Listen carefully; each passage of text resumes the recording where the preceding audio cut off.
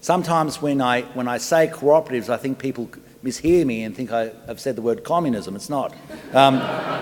It's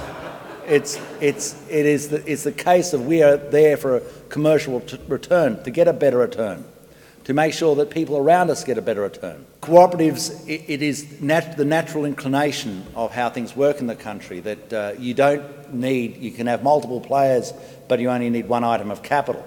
It reminds me of the story that my father told me. My father's a vet, and he had a new player in the agricultural industry, and she was a wonderful lady, and she'd bought 6 ewes, and she came to my father to ask where she could buy 6 rams, and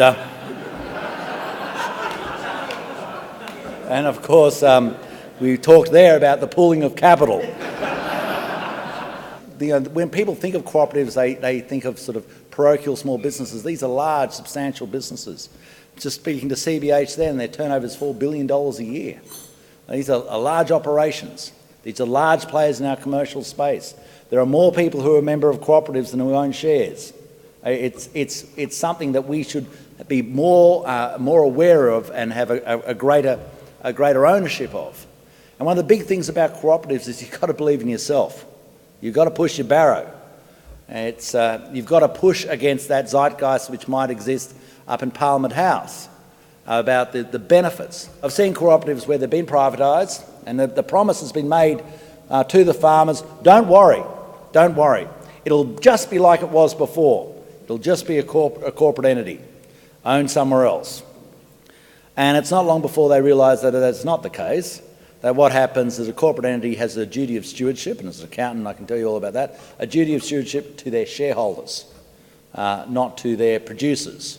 And that duty of stewardship to their shareholders means that if they have the chance to put you over a barrel and beat you as hard as they can with a big stick, then that's precisely what they've got to do.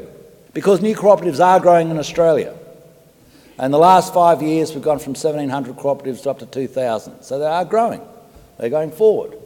And I've seen everything in cooperatives from areas such as Osberry's, which was based around the Sikh community at Woolgoolga, to Rainbow Energy, not surprisingly, at Nimbin. I know what you're thinking, it sells solar power. And if you buy enough power, you get other bonuses that are sent to you in the mail. This is a vibrant business structure. It has immense relevance in Australia today. It gives the greatest power to the weakest players, and that's one of the things we like about it.